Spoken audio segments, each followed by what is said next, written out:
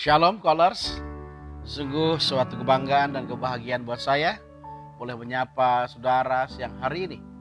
Pada hari ini di ruang saudara, di ruang dengar saudara, maupun di ruang keluarga saudara. Karena bagi saya bisa berinteraksi baik secara langsung atau tidak dengan keluarga Allah adalah sebuah kebahagiaan, sebuah sukacita buat saya secara pribadi. Nah, hari ini seperti yang kita lihat di flyer, kita akan membahas dari Senin sampai Jumat tentang kutuk keturunan. Ya, sebuah seri pengajaran yang masih ada berkaitan dengan keluarga atau rumah tangga, karena memang fokus kita bagaimana kita memulihkan rumah tangga dan keluarga. Inilah pertandingan terakhir daripada gereja Tuhan mempersiapkan bagaimana gereja menjadi mempelai Kristus yang tidak bercacat dan tidak bercela, ya. Baik, kenapa pengajaran tentang kutuk ini penting disampaikan, diajarkan kepada kita semua? Karena saya sadar tema ini dianggap tidak menarik. Kenapa? Karena dianggap kontroversial atau bertentangan dengan kerinduan sebagian besar jemaat Tuhan. Saya sadar semua jemaat Tuhan menginginkan mencari pola, mencari formulasi hidup yang diberkati Tuhan. Bagaimana mereka hidup bisa diberkati Tuhan, mereka hidup mengalami kelimpahan daripada Tuhan. Sehingga tidak heran pengajar tentang kutuk ini agak jarang, bahkan mungkin tidak pernah diajarkan, disampaikan dalam gereja-gereja secara periodik atau secara tuntas. Sebab kita lebih cenderung mencari formulasi untuk diberkati Tuhan. Tetapi sepanjang minggu ini kita akan menemukan sebuah kebenaran yang penting sekali dan mengejutkan kita sekali. Sebenarnya betapa banyak berkat, betapa banyak anugerah yang Tuhan sediakan, ternyata penghambatnya yang merintanginya justru adalah kutuk. Dan yang menarik adalah kutuk itu sesuatu yang sangat mengikat kita, dan kutuk itu ternyata bisa diturunkan secara generatif. Nah, hari ini sepanjang minggu ini kita akan menemukan beberapa dosa-dosa yang memiliki potensi menghancurkan keluarga Tuhan, menghambat berkat sampai beberapa generasi. Nah, oleh sebab itu kita akan belajar. Yang pertama kita lihat Keluaran pasal 34 ayat 5 sampai ayat yang ke-7. Saya berharap saudara kalau punya di rumah pegang pulpen bisa dicatat semua ayat-ayat kita akan belajar banyak tentang kebenaran firman Tuhan, ya. Kita lihat Keluaran pasal 34 ayat 5 sampai 7. Alkitab kita bilang begini, turunlah Tuhan dalam awan, lalu berdiri di sana dekat Musa serta menyerukan nama Tuhan. Ayat 6-nya, berjalanlah Tuhan lewat dari depannya dan berseru, Tuhan, Tuhan, Allah penyayang dan pengasih, panjang sabar, berlimpah kasihnya dan setianya, yang meneguhkan kasih setianya kepada beribu-ribu orang, yang mengampuni kesalahan, pelanggaran dan dosa. 2. Tetapi tidaklah sekali-kali membebaskan orang yang bersalah dari hukuman, yang membalaskan kesalahan bapa kepada anak-anaknya dan cucunya, kepada keturunan yang ketiga dan yang keempat. Ayat ini memberikan sebuah keterkejutan yang menurut saya cukup besar bagi kehidupan orang percaya kepada Tuhan. Karena dari ayat yang sama, dari ayat yang ke-6 dan ke-7, kita menemukan sebuah sifat yang kontradiktif dari Allah kita. Selama ini kita memandang Allah kita, Allah yang panjang sabar, berlimpah kasih setianya, yang meneguhkan kasih setianya, Allah yang penyayang dan pengasih, dikatakan ya, yang mengampuni kesalahan, pelanggaran dan dosa. Tetapi ada titik 2 dalam ayat yang ke-7-nya, kalimat yang terakhir ayat yang ke-7-nya menghentakkan kita, karena mungkin tidak pernah terbersit dalam pikiran kita, tidak pernah ada tertaruh dalam benak kita deskripsi Allah yang dituliskan dalam ayat yang ke-7 bagian B ini. Dikatakan demikian, tetapi tidaklah sekali-kali membebaskan orang yang bersalah dari hukuman, yang membalaskan kesalahan bapa kepada anak-anaknya dan cucunya, kepada keturunan yang ketiga dan keempat. Timbul pertanyaan yang menarik adalah, Allah yang murah hati, panjang sabar, berlimpah kasih setianya, yang meneguhkan kasih setianya, yang mengampuni pelanggaran dosa, Allah yang penyayang dan pengasih, itu ternyata di sisi yang lain Allah yang dalam tanda petik saya kasih garis bawahi, saya kasih tanda, Allah yang mendendam. Allah yang bisa murka, Allah yang bisa geram, Allah yang bisa marah begitu hebatnya, sampai dikatakan tidaklah sekali-kali membebaskan orang yang bersalah dari hukuman. Dia tidak membebaskan orang yang bersalah dari hukuman, bukan sampai di situ, tetapi ayat yang sama berkata, yang membalaskan kesalahan bapa kepada anak-anaknya, kepada cucunya, bahkan keturunan ketiga dan keempat. Pertanyaan yang menarik buat kita pada hari ini adalah, kira-kira dosa apa yang membangkitkan kegeraman Allah, yang membangkitkan kemurkaan Allah, yang membangkitkan kemarahan Allah yang besar, sehingga Allah tidak main-main dengan dosa itu, sehingga dia katakan dia akan membalaskan kesalahan bapa kepada anak-anaknya, kepada cucunya, bahkan keturunan yang ketiga dan keempat.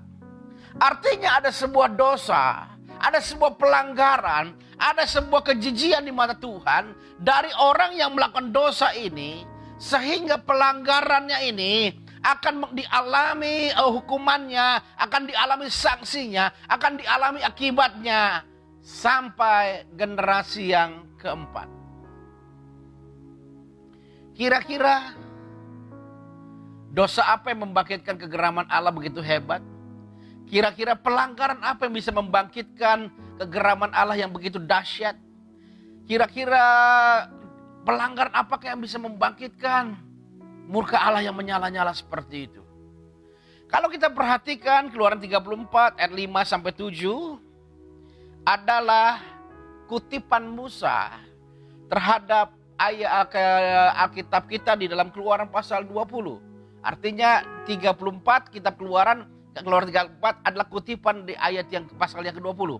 Kita akan lihat di pasal yang ke-20 ini kira-kira dosa apa, pelanggaran apa yang membangkitkan kemurkaan Allah begitu hebat. Coba kita lihat. Keluaran pasal 20 kita lihat ayat 3 sampai ayat yang ke-5. Mulai ayat 1 saja ya supaya jelas ya. Tentang Ten Commandment. 10 perintah Allah. Dikatakan demikian.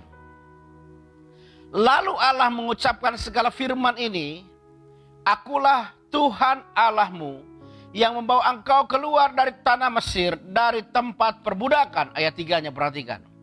Jangan ada padamu Allah lain di hadapanku. Kata Allahnya ditulis dengan huruf A kecil ya. Artinya bukan Yahweh, bukan Tuhan kita. Ayat 4-nya. Janganlah membuat bagimu patung yang menyerupai apapun yang ada di langit di atas, atau yang ada di bawah, di bumi di bawah, atau yang ada dalam air di bawah bumi. Ayat 5-nya. Jangan sujud menyembah kepadanya atau beribadah kepadanya, sebab Aku, Tuhan Allahmu, adalah Allah yang cemburu, yang membalaskan kesalahan bapa kepada anak-anaknya, kepada keturunan yang ketiga dan keempat, dari orang-orang yang membenci Aku. Lihat ayat 5-nya dikatakan begini.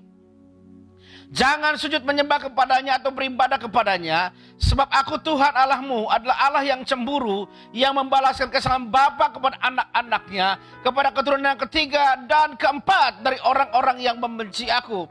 Ayat 5-nya dikatakan Tuhan menghukum, membalas kesalahan bapa kepada anak-anaknya, kepada cucunya, bahkan keturunan ketiga dan yang keempat. Dosa yang dipaparkan dari kitab Keluaran pasal 20 adalah bicara jangan ada padamu ilah lain di hadapanku. Jangan membuat bagi patung yang menyerupai apapun yang ada di langit di atas, atau yang ada di bumi di bawah, atau yang ada dalam air. Jangan sujud menyembah kepadanya. Artinya kemurkaan Allah yang hebat, kegeraman Allah yang dahsyat, kemarahan Allah yang menyala-nyala, itu ditujukan kepada sampai 4 generasi, keturunan yang keempat, itu kepada orang-orang yang melakukan dosa okultisme. Dosa okultisme itu apa? Dosa penyembahan berhala.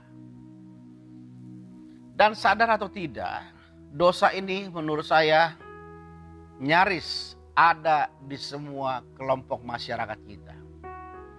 Hampir tidak ada suku yang tidak terlepas dari okultisme. Di Bali Ada orang percaya artinya ada kuasa kegelapan yang namanya leak. Di Kalimantan tempat orang tua saya lahir ada yang namanya kuyang, kepala yang bisa berterbangan. Hampir semua suku punya kultur, punya budaya, punya ikatan yang sangat kuat dengan yang namanya okultisme ini. Di Medan, saudara kita di Sumatera Utara ada tempat di mana pemujaan yang paling hebat di Pucuk Buhit. Artinya hari ini kita sadar, ternyata sekalipun kita anak Tuhan, sekalipun kita orang Kristen, sekalipun kita anak-anak Allah, ada sebuah bahaya yang sangat-sangat dekat dengan kita, yaitu penyembahan berhala, yaitu kehidupan dalam budaya okultisme ini. Dan Tuhan memberikan pemaparan yang sangat jelas kepada kita hari ini. Ternyata okultisme, penyembahan berhala itu sangat potensial bisa menghadirkan kutuk kepada kita dan kepada keturunan kita sampai 4 generasi. Saudara bisa bayangkan 4 generasi itu kira-kira berapa tahun? Ketika saya mempelajari kisahnya Korah beberapa hari yang lalu, Korah adalah generasi yang keempat daripada Lewi. Korah bin Yitzhar bin Kehat bin Lewi. Ternyata peristiwa Lewi masuk ke tanah Mesir bersama dengan 11 saudara dan orang tuanya Yakob, itu mereka di Israel 400 tahun. Dan Korah generasi yang keempat itu berarti hampir 400 tahun. Kalau kita asumsikan sama atau umur kita lebih pendek hari ini setengahnya, berarti ada 200 tahun. Artinya waktu yang tidak pendek, rentang waktu yang sangat panjang, rentang waktu yang sangat berbahaya. Artinya sangat panjang penghukuman itu. Dan kalau kita nggak aware, kita nggak sadar dengan situasi seperti ini, kita terlibat dengan okultisme, maka generasi keturunan kita akan mengalami hukuman yang luar biasa. Nanti saya jelaskan bahwa penghukuman itu bukan berasal dari Tuhan. Penghukuman itu nanti sebenarnya adalah iblis yang melekatkan kutuk itu dalam kehidupannya. Nah, bagaimana sistem kerjanya kutuk itu bisa berlaku turun-temurun. Nah, saya jelaskan, perhatikan ini ya. Tadi adalah kebenaran-kebenaran kita peroleh, sekarang penjelasannya. Iblis itu sangat mengimpikan dirinya selevel dengan Tuhan, menyamai Tuhan. Maka Lucifer pun jatuh karena dia ingin menyamai Tuhan. Nah, oleh sebab itu kesombongan ini sampai hari ini masih ada. Dia selalu ingin menyerupai dirinya dengan Tuhan. Dia ingin agar dirinya bisa selevel dengan Tuhan. Maka tidak heran, perhatikan. Iblis itu selalu membuat produk palsu, produk imitasi. Produk palsu atau imitasi apa yang dibuat oleh Tuhan. Kita ingat waktu Harun melemparkan tongkatnya, maka magician ahli sihir Mesir bisa melakukan hal yang sama. Kita ingat juga ketika Yesus berkata, di atas batu karang ini aku akan mendirikan jemaatku. Yesus mendirikan gereja, maka iblis pun sama mendirikan gereja yang kita kenal hari ini, sekalipun saya belum pernah tahu tempatnya secara real ya. Ada yang namanya Satanic Church, gereja setan. Di gereja kita ada simbol salib, maka mereka pun membuat simbol salib. Bahkan di tahun 92 kalau nggak salah saya pernah baca majalah perubahan atau apa. Saya pernah mendengar cerita kesaksian seorang wanita yang bertobat dan kembali kepada pangkuan iman Kristen ya. Dia cerita waktu jadi anggota gereja setan. Di gereja setan itu ada 2 bapak kami juga. Di gereja ada 2 bapak kami, mereka juga ada 2 bapak kami. Tetapi dengan lirik yang berbeda. Kalau kita bapak kami yang di surga, maka mereka bilang bapak kami Lucifer yang di neraka. Perhatikan. Artinya mereka melakukan hal-hal yang sebanding, yang paralel, yang mengimpikan diri setan itu menyerupai dan menyamai dirinya dengan Tuhan. Nah, itu hanya sebuah entry point buat kita hari ini supaya paham. Kenapa? Artinya, kalau ada produk palsu yang namanya kutuk turun-temurun, itu produk palsu yang dibuat iblis, kutuknya turun-temurun. Maka sebenarnya ada produk asli yang dibuat oleh Tuhan. Ingat, iblis selalu membuat sesuatu menyamai apa yang Tuhan buat supaya dirinya bisa berharga senilai dengan Tuhan. Kalau ada kutuk turun-temurun, produk palsunya, produk imitasinya, berarti itu ada produk aslinya yang disebut berkat turun-temurun. Dari mana buktinya bahwa berkat itu turun-temurun? Coba kita lihat. Kita lihat Kejadian pasal 26.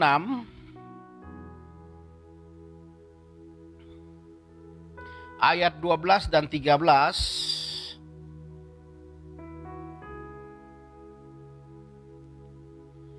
Lihat, Kejadian 26 ayat 12 dan 13 berkata demikian. Maka menaburlah Ishak di tanah itu, dan dalam tahun itu juga ia mendapat hasil 100 kali lipat, bukan 100%, 100 kali lipat. Mungkin dalam pemahaman saya 100 kali lipat tuh dari 1 jadi 2, 2 jadi 4, 4 jadi 8, 8 jadi 16, 16 jadi 2 dan selanjutnya. Artinya dia mendapat kelimpahan, dia mendapat kekayaan yang besar dan banyak. Maka menaburlah Ishak di tanah itu, dalam tahun itu juga mendapat hasil 100 kali lipat, sebab ia diberkati Tuhan. Ayat 13-nya berkata demikian. Dan orang itu, maksudnya Ishak, menjadi kaya, bahkan kian lama kian kaya, sehingga ia menjadi sangat kaya. Yang menarik ayat 13-nya dikatakan Ishak menjadi kaya. Kalau dalam ayat yang ke-13 Ishak dikatakan menjadi kaya, itu memberikan sebuah asumsi ayat 1 sampai ayat yang ke-12 Ishak itu belum kaya. Pertanyaannya, Ishak sudah kaya belum? Coba kita bandingkan Kejadian 25 ayat yang ke-5. Kejadian 25 ayat 5 dan 6. Perhatikan. Ayat 5 dan 6 bilang begini. Abraham memberikan segala harta miliknya kepada Ishak. Abraham dikatakan memberikan segala harta miliknya kepada Ishak. Ayat 6-nya. Tapi anak-anaknya yang diperoleh dari gundik-gundiknya, ia memberikan pemberian. Ada pemberian, ada segala harta miliknya. Kemudian ia menyuruh mereka ketika pada waktu ia masih hidup meninggalkan Ishak ayahnya dan pergi ke sebelah timur di tanah timur. Lihat, ketika Abraham menjelang dia mati, dia membagi kekayaannya. Alkitab berikan catatan dalam ayat ke-6 kepada anak-anak dari gundik-gundiknya, yaitu anak daripada Hagar dan anak daripada Ketura, hanya sekedar diberikan pemberian. Tetapi Abraham kepada Ishak dikatakan memberikan segala harta miliknya kepada Ishak. Artinya secara kebenaran yang kita peroleh dari ayat itu, Ishak sebenarnya sudah kaya. Karena dia mewarisi kekayaan Abraham bapaknya. Tetapi dalam ayat yang ke-13 kenapa dikatakan Ishak menjadi kaya? Kebenaran yang kita peroleh dari poin ayat ini memberikan sebuah pemahaman seperti ini. Artinya berkat yang Tuhan beri kepada Ishak jauh lebih besar daripada sekedar warisan yang dia terima dari Abraham. Contoh, misalnya kita ketika orang tua kita meninggal menerima warisan 100 juta. Itu mungkin angka yang cukup besar buat kita. Tetapi ketika kita bisnis, usaha, kita dapat 100 miliar. Maka 100 juta itu kelihatan sangat kecil dibandingkan 100 miliar. Ishak menerima warisan senilai misalnya 100 juta dari Abraham, tetapi dia menerima berkat kelimpahan daripada Bapa di sorga 100 miliar. Oleh sebab itu tidak heran dalam ayat yang ke-13 Ishak dikatakan menjadi kaya. Artinya yang membuat dia kaya bukan warisan Abraham, tetapi yang membuat dia kaya adalah berkat dari Tuhan. Nah, tetapi pertanyaan yang menarik adalah begini. Kenapa Tuhan kok begitu antusias, kok begitu sungguh-sungguh memberkati Ishak? Ada alasan apakah dibalik Tuhan memberkati Ishak dalam kelimpahan ini? Kenapa Allah memberkati Ishak yang sudah diberkati Tuhan, yang sudah kaya ini? Kenapa? Artinya atau apa penyebabnya kira-kira Ishak diberkati dalam kelimpahan? Coba kita lihat ayat 3 sampai 5-nya. Kejadian 26 ayat 3 sampai ayat yang kelima. Alkitab berkata, ini peristiwa ketika Ishak tanahnya mengalami kelaparan, dia mau pergi ke Mesir sama seperti mengikuti jejak Abraham bapaknya. Tetapi di tengah jalan dia diintersep, diperintahkan Tuhan tindakan yang sangat berbeda. Ayat 3-nya bilang begini. Tinggallah di negeri ini sebagai orang asing, maka aku akan menyertai engkau dan memberkati engkau, sebab kepadamulah dan kepada keturunanmu akan kuberikan seluruh negeri ini, kata Tuhan ya. Tinggal di negeri ini sebagai orang asing, maka aku akan menyertai engkau dan memberkati engkau, sebab kepadamulah dan kepada keturunanmu akan kuberikan seluruh negeri ini. Dan aku akan menepati sumpah yang telah kuikrarkan kepada Abraham ayahmu. Lihat ayat yang ketiga. Tuhan berkata begini. Sebab kepadamulah dan kepada keturunanmu akan kuberikan seluruh negeri ini. Sebab kepadamulah dan kepada keturunanmu. Artinya Ishak itu menerima kelimpahan karena Ishak menjadi destiny of blessing. Tujuan berkat, destination of blessing. Tujuan berkat. Artinya sengaja Tuhan membuat berkat-berkat yang limpah dan itu diarahkan kepada Ishak, ditujukan. Sebab Alkitab kita bilang, sebab kepadamu dan kepada keturunanmu akan kuberikan seluruh negeri ini.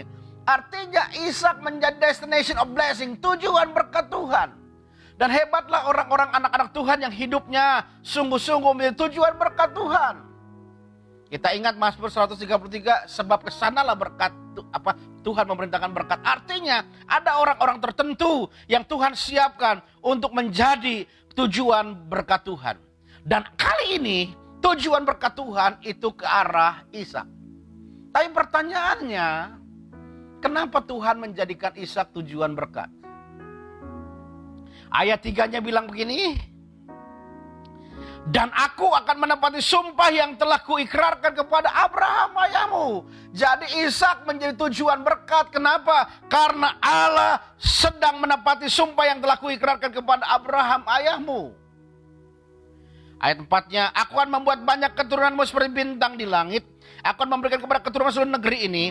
Dan oleh keturunanmu semua bangsa di bumi akan mendapat berkat. Ayat 5-nya, karena Abraham telah mendengarkan firmanku dan memelihara kewajibannya kepadaku, yaitu segala perintah, ketetapan, dan hukumku. Ishak menjadi tujuan berkat. Karena apa? Karena Tuhan sedang mengenapi janjinya kepada Abraham. Kenapa? Karena Abraham telah mendengarkan firman-Nya dan memelihara kewajibannya kepada Allah, yaitu segala perintah dan ketetapan dan hukumku. Jadi artinya Ishak diberkati Tuhan. Ishak menjadi tujuan berkat karena ada seorang bapa yang hidupnya benar dengan Tuhan, yang hidupnya sungguh-sungguh dengan Tuhan, yaitu bapa yang mendengarkan firman dan memelihara kewajibannya kepada Allah. Jadi dari sini kita bisa mengambil sebuah kesimpulan sederhana, Ishak itu diberkati Tuhan karena ada konsep dalam keimanan kita, berkat turun-temurun. Bahwa Abraham terikat perjanjian dengan Tuhan, maka perjanjiannya ini berlaku turun-temurun. Ketika Abraham ikat perjanjian dengan Tuhan, maka yang turun-temurun adalah berkat Tuhan. Saya ulang lagi, Ishak menjadi tujuan berkat karena Abraham hidup benar dan terikat perjanjian dengan Tuhan. Abraham terikat perjanjian dengan Tuhan, perjanjian itu berlaku turun-temurun. Dan turun-temurun berlakunya perjanjian itu adalah berkat anak cucu. Nah makanya saya bilang iblis punya konsep yang sama. Dia bikin produk palsunya, imitasinya. Ketika seseorang terikat perjanjian dengan kuasa kegelapan, maka perjanjian juga mengikat turun-temurun. Tetapi perbedaannya, kalau Tuhan berkat perjanjian itu maka mengalirkan berkat turun-temurun. Kalau iblis bikin perjanjian dan namanya okultisme itu, maka perjanjian itu berlaku turun-temurun. Dan yang turun-temurun adalah kutuk. Kutuk ya. Nah bagaimana cara kerjanya kutuk masuk dalam keluarga kita? Nah ini yang penting. Kalau kita perhatikan, kita punya konsep bahwa setan itu bisa memberikan kekayaan. Maka kenapa kesimpulan kita ambil? Karena kita melihat orang-orang yang terlibat dalam pesugihan, mencari kekayaan dengan okultisme itu bisa kaya. Tapi waktu saya baca bukunya Daud Tony, saya agak tersentak. Saya agak kaget. Dan ini kebenaran yang saya bagikan buat saudara. Ternyata sebenarnya setan itu tidak bisa memberikan kekayaan. Lalu yang terlibat pesugihan, yang terlibat okultisme, kok bisa kaya? Nah, ternyata Daud Tony sampaikan penjelasan yang simpel dan masuk akal, dan saya percaya ini sebuah kebenaran penting juga. Saya kasih contoh. Kita hidup 5 generasi. Kita, anak, cucu, cicit, dan buyut. 5 generasi. Sepanjang hidup kita punya harta 1 miliar. Nanti anak-anak kita 1 miliar, cucu kita 1 miliar, cicit kita 1 miliar, buyut kita 1 miliar. Ya, 1. Supaya gampang hitung saja. Ternyata ketika kita terlibat dengan okultisme, penyembahan berhala, kita bisa dapat kekayaan 5 miliar. Yang 4 miliar itu dari mana? Daud Tony sampaikan dalam bukunya, perhatikan nih, buat kita anak Tuhan jangan terlibat okultisme. Yang 4 miliar itu dari mana? Yang 4 miliar itu diambil dari anak kita 1 miliar, dirampok dari cucu kita 1 miliar, dirampas dari cicit kita 1 miliar, dan dijarah dari buyut kita 1 miliar. Artinya kekayaan, sumber kekayaan anak-anaknya, keturunan diambil ke atas. Sehingga tidak heran orang yang terlibat okultisme, orang yang terlibat penyembahan berhala, anak cucunya gak diberkati Tuhan. Dan itu menjadi kekejian bagi Tuhan. Karena ini salah satu adalah bukti spirit of greediness, roh ketamakan. Makanya Tuhan marah kepada orang yang terlibat okultisme. Kenapa? Karena orang ini tamak. Kenapa? Karena ketika dia terikat perjanjian kuasa kegelapan, maka kutuk itu turun-temurun. Berkat cucunya, berkat anaknya, keturunan yang ketiga, keturunan yang keempat dirampas oleh bapaknya. Dan tidak heran anak cucunya gak diberkati Tuhan. Jadi sebenarnya yang membuat kutuk itu bukan Tuhan, tetapi setan. Artinya Tuhan menyesalkan kalau ada orang yang masih terlibat okultisme. Kenapa? Karena okultisme menghadirkan kutuk turun-temurun. Sedangkan kalau terikat perjanjian dengan Tuhan, hidup benar dengan Tuhan, maka yang turun-temurun bukanlah kutuk, tapi berkat. Hari ini, kita nggak tahu. Orang tua kita ketika memulai bisnisnya, apakah dia tidak terlibat okultisme? Jadi kalau hari ini engkau merasa betapa berat usaha bisnis pekerjaanmu yang tidak menghasilkan apa-apa, mungkin masih ada sisa-sisa daripada kutuk yang iblis ikatkan dalam kehidupanmu. Tapi hari ini kita tidak perlu menyalahkan orang tua kita, sebab kita percaya sekuat-kuatnya kutuk yang mengikat orang yang tidak percaya kepada Tuhan, itu seperti jerami yang dibakar oleh api akan habis oleh karena darah Yesus. Oleh sebab itu hari ini saya mau berdoa buat saudara semua yang masih merasa engkau terhambat berkatmu oleh karena ada kutuk okultisme orang tuamu, kakekmu, atau siapapun juga. Hari ini kita berdoa kepada Tuhan. Papa saya orang Dayak, saya juga terkejut, sempat stroke 7 tahun, lalu kakak sepupu saya di Kalimantan bertanya, apakah mungkin papa saya itu masih punya jimat-jimat? Saya bilang gak mungkin. Dia bilang jangan bilang gak mungkin. Papa saya keluar Kalimantan umur 16 tahun ke Jawa. Dia bilang begini, gak mungkin orang tua kita zaman dulu tidak membekali sesuatu buat anak-anaknya, menjaga anak-anaknya. Saya percaya bapak saya tidak, karena dia hamba Tuhan dari usia muda. Tetapi mungkin pengalaman seperti itu terjadi dalam kehidupan kita masing-masing. Ada orang tua yang mewariskan segala ikatan kuasa kegelapan itu kepada anak-anaknya. Nah, hari ini kita mau berdoa supaya kutuk-kutuk itu dipatahkan dan dihancurkan oleh Tuhan. Mari kita tundukkan kepala kita berdoa.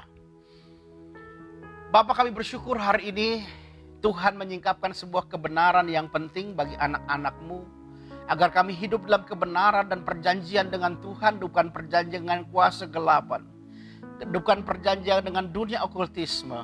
Karena kalau kami terikat perjanjian dengan Tuhan, maka perjanjian itu akan melahirkan berkat turun-temurun Ishak diberkati bukan karena dia rajin menabur. Ishak diberkati bukan karena dia rajin bekerja.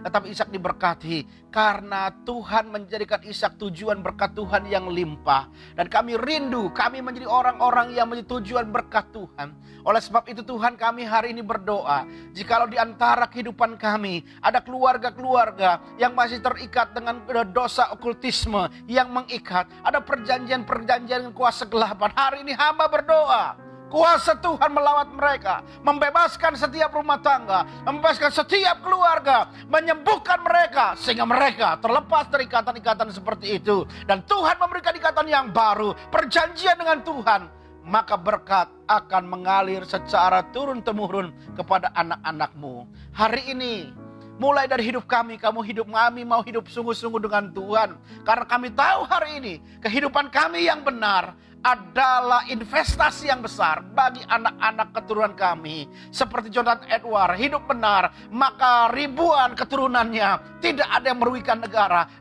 Anak cucunya diberkati Tuhan dalam segala kelimpahan. Kami percaya hari ini, kami adalah orang-orang yang mengikat perjanjian dengan Tuhan, sehingga berkat Tuhan limpah dan mengalir dalam kehidupan kami. Sekali lagi hamba berdoa, anugerah yang daripada Tuhan, pengampunan daripada Tuhan, melepaskan setiap orang-orang yang masih terlibat dengan okultisme ini. Terima kasih Bapak, terima kasih.